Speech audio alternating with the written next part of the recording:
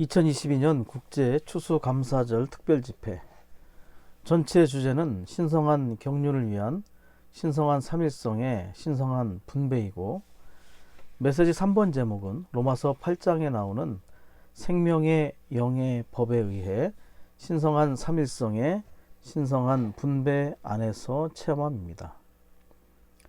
모든 생명은 법을 가지고 있죠.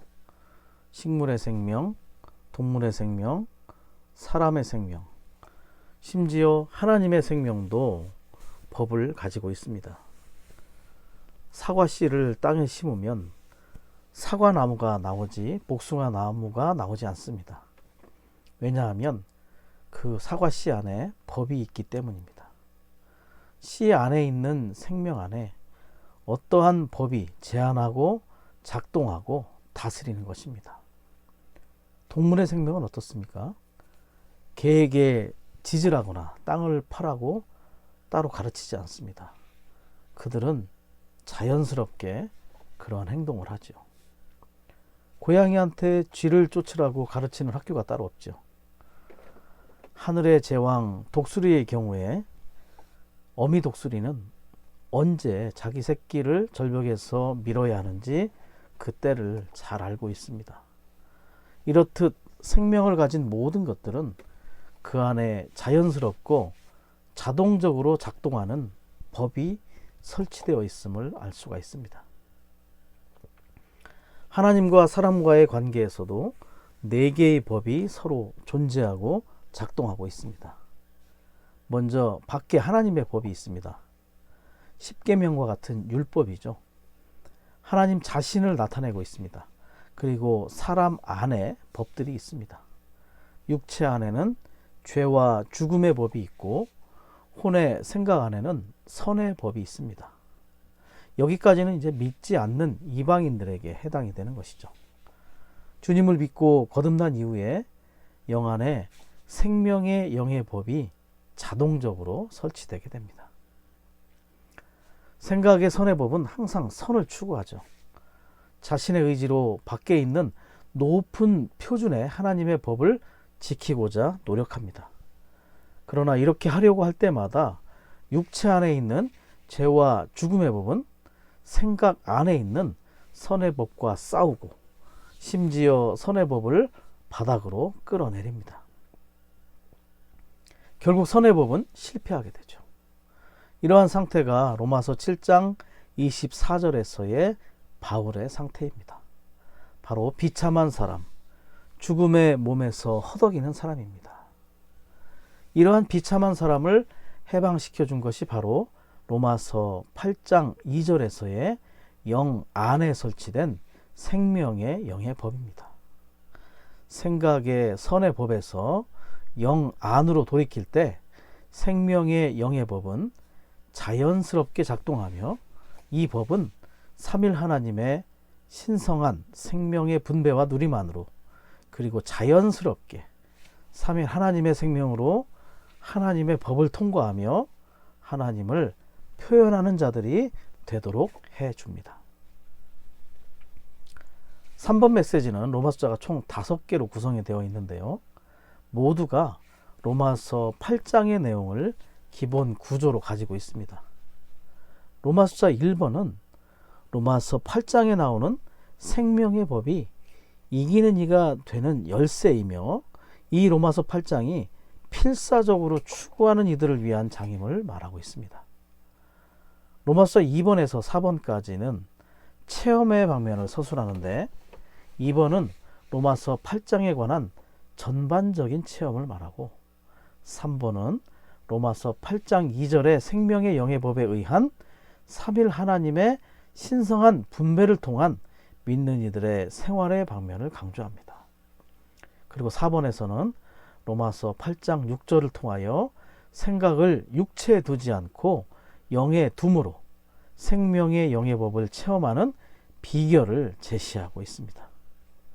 마지막으로 로마서 5번은 로마서 8장을 통한 체험의 결과이죠. 하나님의 경륜의 성취인 그리스도의 몸과 궁극적이고 최종적인 결과인 새 예루살렘에 대하여 말하고 있습니다. 먼저 로마서 1번입니다. 로마서 8장 2절에 생명의 영의 법의 체험은 이기는 이가 되는 열쇠입니다. 그러므로 로마서 8장은 필사적으로 추구하는 이들을 위한 장입니다. 로마서 5장을 보면 아담 안에 있는 자들을 말하고 있죠. 그리고 6장에서는 그리스도 안에 있는 자들, 그리고 7장에서는 육체 안에 있는 체험, 그리고 8장은 영 안에 있는 체험입니다. 우리가 육체 안에 있을 때에는 아담을 체험하게 되고 영 안에 있을 때에는 그리스도를 체험하게 됩니다. 영 안에서 영을 따라 행할 때 우리는 그리스도의 풍성을 체험할 수 있는 것입니다. 로마서 7장에서 바울은 자신이 비참한 사람이며 죽음의 몸에서 건져내지기를 필사적으로 아주 극도로 추구하고 있었습니다. 그에게 선을 행하려는 의지는 있었지만 선을 행함은 없었지요. 로마서 8장은 이러한 바울과 같은 필사적인 사람을 위한 장임을 보기 원합니다. 우리는 필사적인 이들이 되어야 할 것입니다. 그러한 필사적인 추구에 더하여 우리 안에 설치되어 있는 생명의 영의 법에 대한 아주 분명한 조망이 필요합니다. 로마서 8장에서의 생명의 영의 법을 누리는 것은 결국 우리를 로마서 12장에 있는 그리스도의 몸의 실제로 인도합니다. 또한 이 생명의 영의 법은 우리가 몸 안에서 몸을 위해 살 때 운행함을 체험할 수 있죠. 이렇듯 생명의 영의 법과 그리스도의 몸은 서로 필연적으로 영향을 주고 또 결과를 산출해 내고 있음을 알 수가 있습니다. 그리스도의 몸의 실제는 위트니스 리 형제님께 주님이 마지막으로 주신 부담입니다. 형제님의 사역 말기 말씀의 강조점은 그리스도의 몸과 몸의 생활, 그리고 그리스도의 몸의 생활의 실제였습니다. 그리스도의 몸의 실제는 오늘날의 교회 생활인 예루살렘의 고봉이요 강화됨인 시온인 것입니다. 이러한 그리스도의 몸의 실제는 바로 로마서 8장에서 말하는 생명의 영의 법을 누림에 달려있고 또한 생명의 영의 법은 그리스도의 몸 안에서의 문제임을 볼 필요가 있겠지요. 사실 로마서 9장부터 11장까지는 첨부된 삽입 부분입니다. 그러므로 실질적인 방면에서 로마서 12장은 로마서 8장 바로 다음으로 이어지는 것이라고 말할 수 있죠. 우리가 그리스도의 몸의 지체로서 그리스도의 몸의 실제를 산출하는 비결은 바로 8장의 생명의 영의 법에 의한 신성한 삼일성의 신성한 분배를 통해서 가능합니다. 신성한 분배가 지속되므로 우리는 그리스도와 같은 형상을 이루고 한 종류의 표현인 그리스도를 표현하는 생활을 갖게 될 것입니다. 로마서 2번은 아주 큰 주제입니다. 로마서 8장이 성경 전체의 초점이고 우주의 중심이라고 말합니다. 그러므로 로마서 8장을 체험하고 있을 때 우리는 우주의 중심에 있다고 할 수 있겠습니다. 찬송가 989장 가사 중에 1절을 보면 나는 우주의 중심 되는 사람, 그래 난 우주의 중심 되는 사람, 하나님은 목적 있어 나를 이 우주의 중심으로 창조해, 이런 내용이 있죠. 이 찬송 가사의 실제는 사실 로마서 8장을 체험하는 데 있는 것 같습니다. 삼일 하나님의 갈망은 사람 안에 그분 자신을 분배하시는 것입니다. 삼일 하나님께서는 우주 안에서 이것을, 이 분배하는 것을 가장 중요하게 여기시고 가장 관심하시는 것입니다. 삼일 하나님께서는 우주 안에서 이것을 위하여 정말 사람을 창조하셨고 사람을 그분의 신성한 분배 아래 두는 것을 가장 기쁨으로 여기십니다. 그러므로 지금 내가 삼일 하나님의 분배 아래 있다면 내가 지금 바로 우주의 중심인 것입니다. 누가복음 15장 7절을 보면 회개하는 죄인 한 사람을 하늘에서 기뻐한다고 말합니다. 삼위일 하나님께서 또 다른 한 사람, 또 다른 영 안으로 그분 자신을 분배하실 수 있는 기회를 얻으셨기 때문이죠. 그러므로 여기에 하늘에 축하가 있는 것입니다. 분배가 일어날 때마다, 사람이 구원받을 때마다 하늘에서 축하가 있습니다. 이것이 바로 하나님의 관점입니다. 그분은 그분 자신을 분배할 사람을 얻으셨을 때 기쁨이 충만하신 거죠. 거기에 더하여 우리가 우리 존재를 열어서 그분의 분배를 받아들일 때에도 여전히 그분은 기쁨이 충만하십니다. 말씀을 전하신 형제님의 교통 중에 어린 아기를 키우는 어머니의 예가 있었습니다. 새벽 2시에 아기가 깨서 울면 젖을 물려야 하죠. 그 아기가 그 집의 중심입니다. 부모의 시간은 그 아기의 시간에 맞춰지고 모든 계획은 그 아기를 위한 것이 됩니다. 바로 그 아기를 위한 분배이죠. 저도 새돌이 지나지 않은 아들이 하나 있는데 그런 체험을 많이 했었고요. 여전히 하고 있습니다. 새벽에 여러 번 일어나서 엄마 젖을 먹은 그 아들을 안고 제가 또 재우곤 했죠. 지금도 저녁을 먹지 않고 잠이 들었다가 밤중이나 새벽에 일어나면 제가 밥을 주곤 합니다. 이 아들이 잘 안 먹으면 좀 마음이 속상한데 잘 먹으면 마음이 아주 기쁜 것을 체험할 수 있습니다. 어린 아기를 위한 분배가 집안의 중심이듯 삼일 하나님의 분배가 우주의 중심인 것입니다. 대우주의 질서는 소우주라고 할 수 있는 믿는 이 한 사람 한 사람을 위한 분배에 달려있는 것입니다. 늘 영 안에서 가난하고 배고픈 영을 갖는 것이 우주의 중심입니다. 이것은 바로 사람이 하나님의 경륜의 초점인 것이죠. 하나님의 경륜은 사람을 향한 그분의 영원한 계획입니다. 영원 과거에 하나님은 그분의 구속하신 사람들 안에 들어가시고 생명이 되셔서 그들이 그분의 단체적인 표현이 되게 하시려는 목적을 세우셨고 이것을 이루어 가고 계십니다. 사람이 또한 하나님의 창조의 중심입니다. 하나님은 사람 안에 들어가 사람의 생명과 내용이 되시고 사람을 하나님과 하나 되게 하심으로써 사람이 하나님에 의해 살고 하나님을 살아내므로 하나님을 표현하게 하십니다. 모든 성경 안에서 그분은 그분 자신을 사람에게 분배하기를 원하셨습니다. 그래서 사람을 세 부분으로 된 존재로 창조하셨습니다. 특별히 피조물 중 유일하게 영을 가진 존재로 사람을 창조하신 것이죠. 이 목적을 위한 것입니다.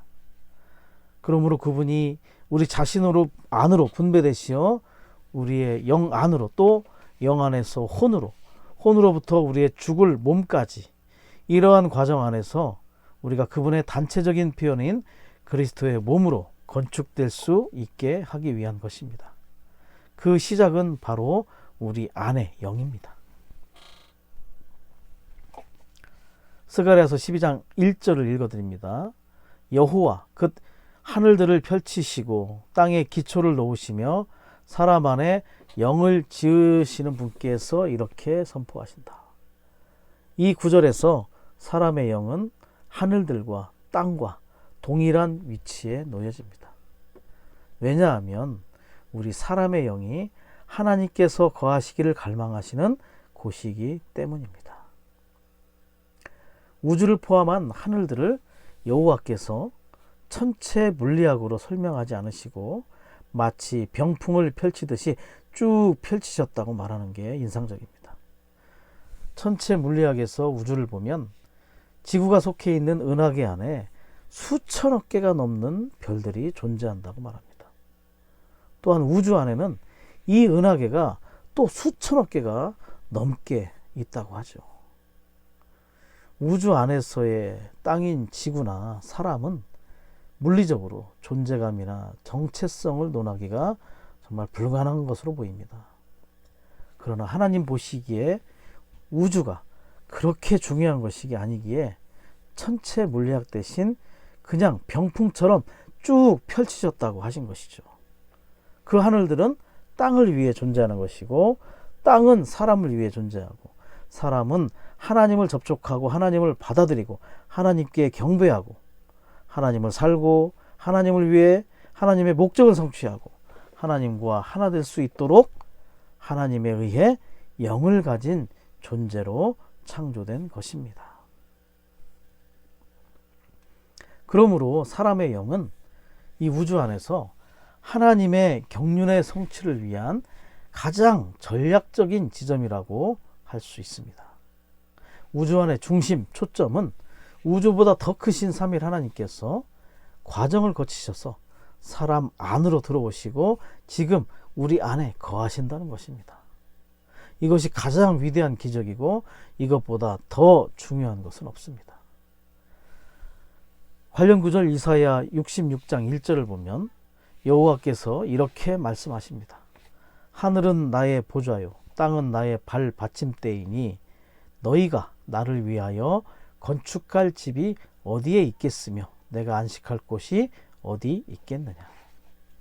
하나님은 하늘이나 땅을 그분의 거처로 여기지 않으시고 특별히 구약에서 이스라엘 백성이 하나님을 위해 건축한 물질적인 성막과 성전조차도 그분이 안식할 곳으로 여기지 않으셨습니다. 다만 성막과 성전은 하나님과 이스라엘 자손의 연합의 상징이었을 뿐이었고 실질적인 집으로 여기신 것은 이스라엘 자손, 바로 사람이었습니다. 마찬가지로 신약 안에서도 하나님의 거처는 영을 가진 그분을 믿는 이들로 구성된 교회입니다. 그분의 거처는 물질적인 건축물이 아니라 인격인 것이죠.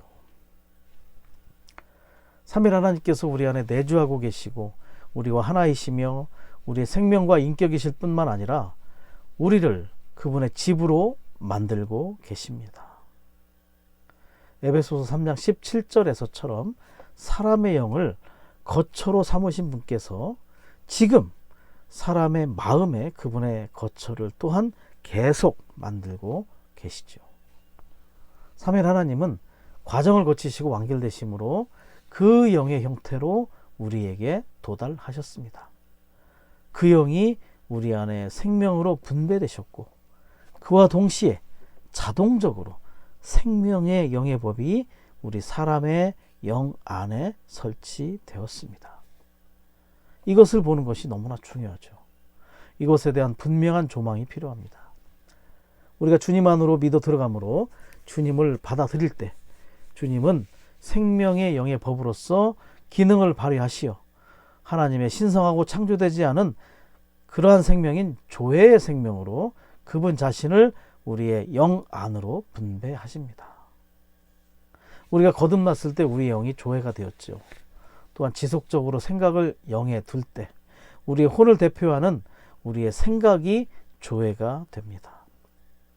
우리의 문제 많은 생각이 조회의 생명이 될 수 있다는 것이죠. 생명의 영의 법의 운행의 초점은 바로 이 분배를 수행하는 것입니다. 먼저는 우리의 영 안으로, 그 다음에는 우리의 혼 안으로, 특별히 말썽장이 생각 안으로, 심지어 생명의 영의 법의 운행으로 이 조회의 생명은 우리의 죽을 몸 안으로도 분배될 수 있는 것입니다.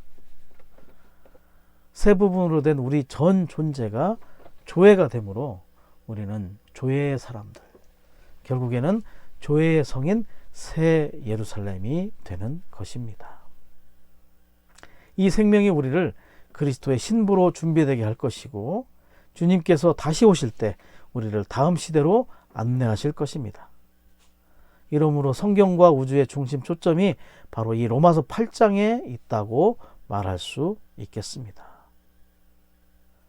로마서 3번은 이 3번의 요점은 삼위일 하나님께서 생명의 영의 법을 통해 신성한 생명을 주시고 신성한 삼일성의 분배를 체험하는 것을 말합니다. 이것을 위해 기도함으로 생명의 영의 법의 스위치를 켜는 협력이 필요함을 강조합니다. 기도는 우리를 주님과 계속 연결되어 있게 할 것이고 이 기도를 통하여 영 안에서 주님을 계속 접촉하는 동안 생명의 영의 법은 우리 안에서 자동적으로 자연스럽게 힘들이지 않고 작용할 수 있습니다. 기도의 의미는 특별히 우리가 하나님을 흡수하는 것입니다. 우리가 하나님을 접촉할수록 우리는 빛과 구원이신 하나님을 더 누리게 될 것입니다. 관련 구절 열왕기하 19장 30절과 이사야 37장 31절은 밑으로 뿌리를 내리고 위로 열매를 맺는 것을 말하고 있는데, 이것을 위해서는 마태복음 6장 6절에서 말하는 것처럼 은밀하고 개인적인 주님을 향한 기도가 필요함을 말해줍니다.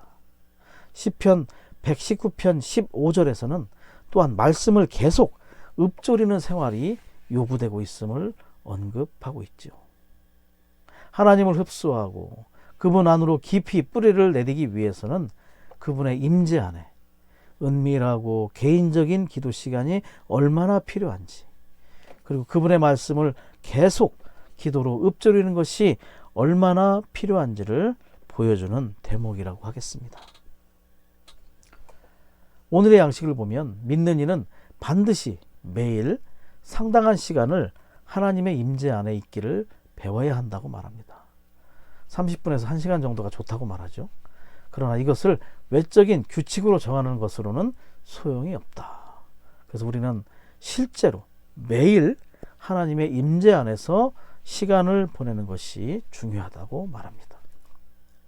우리는 기도 가운데 하나님의 영광스러운 얼굴을 많이 바라보아야 하고, 그분의 임재 안에 머무르면서 그분께 경배와 찬양을 드리고 그분께 감사하며 그분을 묵상해야 하는 것입니다. 우리의 상태나 주변 환경을 보지 말아야 합니다. 그분께서 행하신 일과 그분의 인격에 대해 생각하고 하나님을 바라보고 기다리며 묵상하는 것이 바로 하나님을 우리 안으로 흡수하는 것입니다. 우리가 이렇게 하나님을 접촉하고 그분을 기다리며 그분의 임재 안에 머무르고 그분을 바라보며 그분을 흡수한다면 우리의 상태는 크게 달라질 수 있습니다. 뿌리라는 것은 무엇을 말하는 것이죠? 아무도 보지 못하는 은밀한 성장을 말하는 것입니다. 뿌리는 땅 밑으로 자라죠. 숨겨진 성장이라고도 말할 수 있습니다. 나무들을 볼 때 위로 보이는 나무의 키는 그 나무가 땅 아래 밑으로 동일한 깊이로 내려가 있다는 것을 보여주는 것입니다. 그것은 바로 위로 자라는 것은 밑으로 뿌리를 뻗은 것에 달려있음을 말하는 것이죠. 그것이 바로 신성한 분배 아래 있는 것입니다. 뿌리에는 많은 잔뿌리가 있죠. 그것을 통하여 땅속에 많은 공급을 흡수할 수 있습니다. 우리도 하나님의 농장에 심겨진 식물들로서 모든 것을 포함한 광대한 땅이신 그리스도를 통하여 신성한 분배를 계속 받을 필요가 있습니다. 아침에 일어나자마자 주님과 시간을 보내고 나서 거기서 멈추고 다 했다, 그렇게 끝나는 것이 아니라 온종일 주님께 감사하고 또 주님의 이름을 부름으로 그분과 대화하고 그분의 분배 아래 머물러야 합니다. 심지어 우리가 주님께 불평할 때에도 우리는 신성한 분배 아래에 머물 수 있습니다. 요즘 제가 깨달은 것이 주님의 이름을 부르는 이유입니다. 아기가 엄마를 부를 때 왜 부릅니까? 엄마가 필요해서 부르는 거죠. 우리가 주님의 이름을 부를 때는 우리가 주님이 필요할 때 부르는 것입니다. 주님이 필요가 없다면 부르지 않을 것입니다. 아기가 엄마가 필요가 없다면 엄마를 부르지 않겠죠. 그런 것처럼 우리는 주님이 필요할 때마다 우리는 정말 순간순간 주님이 필요함을 느끼게 됩니다. 정말 그것을 깨달음으로 우리는 계속해서 우리의 필요를 채워주시는 주님의 이름을 부를 필요가 있습니다. 시편 27편 1절에서 다윗은 여호와께서 그의 빛이요 구원이시라고 말합니다. 다윗은 아름다움이신 하나님을 바라봄으로써 하나님을 접촉하고 흡수했습니다. 다윗은 내적으로 빛비춤을 받고 구원을 받은 것입니다. 여호와의 아름다움을 바라보는 것이 흡수의 비결입니다. 우리도 매일매일 순간순간 주님의 아름다움을 바라볼 수 있도록 우리의 눈이 열리기 원합니다. 우리에게 주님을 바라볼 적당하고 충분한 시간이 필요하다는 것을 깨닫기 원합니다. 절대 서두르지 말아야 하죠. 그리고 급하지도 말아야 합니다. 말씀을 전하신 형제님 교통 중에 우리가 봉사 중심, 일 중심일 때 신성한 분배를 통한 흡수가 멈췄다고 했습니다. 다시 돌이켜야 했다고 했습니다. 우리는 주님 자신을 바라보는 시간이 너무나 필요합니다. 그것이 그분의 분배 아래 그분을 흡수하는 비결입니다. 이것을 위해 우리는 우리의 생각을 합당한 정거장에 두어야 하는 것입니다. 영 안으로 계속 돌이키는 것이죠. 이것이 바로 주님께 최소한의 협력을 드리는 것이고 우리의 매일의 생활 안에서 생명의 영의 법을 운행하게 하는 것입니다. 그 법이 신성한 분배를 아침부터 저녁까지 우리 안에서 수행하실 수 있게 됩니다. 시온이라고 하는 것은 예루살렘보다 조금 더 높은 곳에 있습니다. 많은 커다란 대가를 지불하기보다는 이러한 최소한의 협력이 요구되는 그러한 단계인 거죠. 우리가 주님 앞에 나아갈 때 우리는 우리의 상태를 개선하거나 바꾸려고 노력하지 않고 우리의 모습 그대로 나아가야 한다는 것을 알아야 합니다. 기도하는 것은 우리의 모습 그대로 주님께 나아가는 것입니다. 우리의 내적 상태를 그분 앞에 올려놓고 우리가 모든 방면에서 부족하다는 것을 그분께 말씀드려야 합니다. 비록 우리가 약하고 혼동되고 슬프고 무슨 말을 해야 할지 모르더라도 우리는 여전히 하나님께 나아갈 수 있습니다. 우리의 내적 상태가 어떠하든지 그러한 상태를 하나님께 고스란히 가져가야 하는 것입니다. 우리는 다만 우리의 상태보다는 하나님의 임재 안으로 들어가서 그분을 주목하고 그분을 바라보며 그분을 찬양하고 그분께 감사하며 그분께 경배하고 그분을 흡수함으로써 그분을 접촉해야 합니다. 그럴 때 우리는 하나님의 풍성을 누리고 그분의 달콤함을 맛보며 빛과 능력이신 그분을 받아들이고 내적으로 평화롭고 밝고 강하고 능력 있게 될 것입니다. 심지어 성도들에게 말씀을 공급하는 중에도 그분께 연결되어 있는 공과를 배우게 될 것입니다. 그래야만 우리는 베드로전서 4장 10절과 11절에서 언급하는 다양한 은혜를 맡은 청지기들로서 고린도후서 2장 17절에서처럼 말씀에 불순물을 섞지 않고 순수하게 하나님 앞에서 그리고 그리스도 안에서 다른 이들에게 말하고 공급할 수 있을 것입니다. 그것은 바로 고린도후서 13장 3절에서와 같이 그리스도께서 바울 안에서 말씀하신 것과 같은 체험을 할 수 있는 것이죠. 기도의 의미는 또한 하나님을 표현하는 것입니다. 시편 27편 4절에서 다윗은 여호와의 아름다움을 바라보기를 사모할 뿐 아니라 그분의 성전에서 여쭙기를 사모한다고 말합니다. 여쭙는 것은 하나님께서 우리 안에서 말씀하시게 하는 것입니다. 기도로 하나님께 드린 말은 사실상 하나님께서 우리 안에서 말씀하시는 것, 곧 하나님의 표현이 됩니다. 참된 기도는 우리가 하나님께 나아가고 하나님께서 우리 안에서 말씀하시게 하며 하나님께서 말씀하신 것을 하나님께 표현하여 다시 돌려드리는 것입니다. 우리가 하나님을 접촉하고 흡수할 때 하나님은 우리 안에서 말씀하실 것입니다. 그럴 때 우리는 그분의 내적인 말씀하심에 따라 기도할 것입니다. 기도하는 것은 우리가 하나님께 나아가 하나님을 만나고 하나님께 가까이 다가가며 하나님과 교통하고 하나님을 흡수함으로써 하나님께서 내적으로 우리에게 말씀하실 수 있게 하는 것입니다. 우리가 우리에게 하신 그분의 말씀으로 그분께 기도할 때 우리의 기도는 하나님을 표현하게 됩니다. 엽줍는 기도라는 것은 하나님을 존중하는 것이죠. 다윗은 자주 하나님께 여쭈었기 때문에 그는 어떻게 기도하는지를 아는 사람이었다고 할 수 있습니다. 창세기 18장에서의 아브라함의 예를 보겠습니다. 창세기 18장은 아브라함이 하나님과 절친 사이였음을 보여주고 있습니다. 17절을 보면 하나님께서 아브라함에게 자신이 하려는 일을 아브라함에게 숨기지 않겠다고 말씀하시죠. 그분은 소돔을 심판하려 하신다는 것을 말씀하셨는데 하나님의 참된 부담은 바로 롯에게 있었습니다. 그분은 롯을 위하여 중보기도 할 누군가가 필요하셨죠. 아브라함은 여호와의 마음을 알게 되었고 의인을 악인과 함께 멸망시키려 하시느냐고 여쭈고 또 여쭈면서 롯을 위해 중보기도 하기 시작했습니다.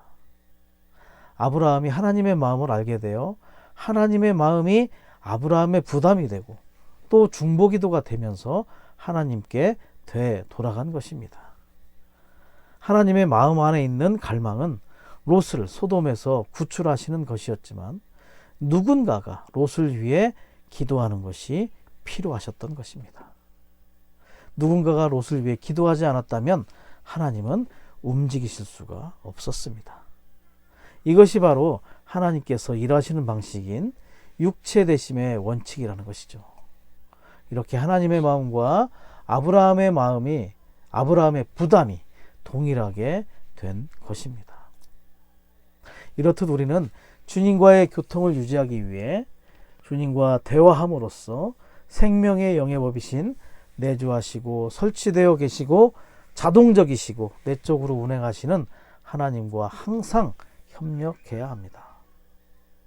우리는 매번 기도할 때마다 하나님을 만져야 하며 하나님께서 우리를 통과하시고 하나님께서 표현되시게 해야 합니다.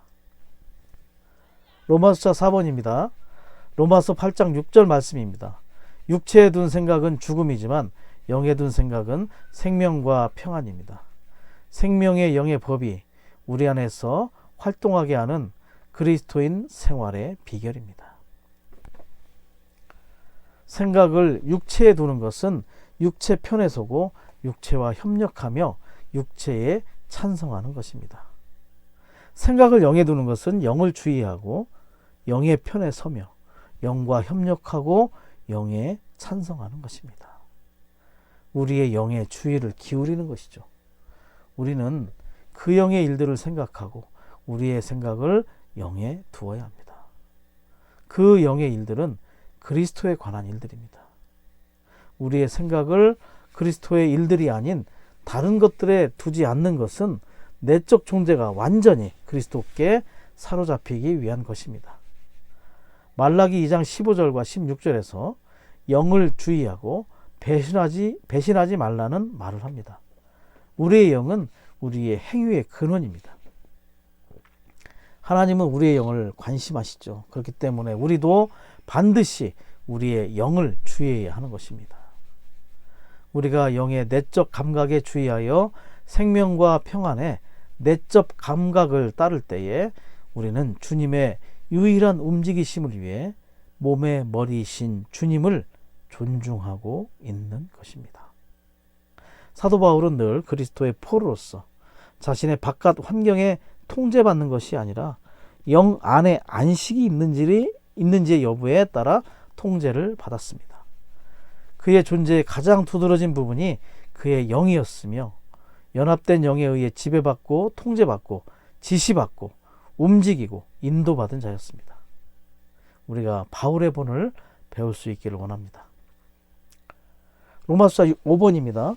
내주하는 자동적인 생명의 영의 법을 누림으로 신성한 삼일성의 분배 안에 사는 우리의 생활은 그리스도의 몸 안에 있는 생활이며 그리스도의 몸을 위한 생활이고 결국 생명과 본성과 표현에서 하나님이 되게 하여 새 예루살렘이라는 하나님의 영원한 경륜의 목표를 성취하는 것입니다.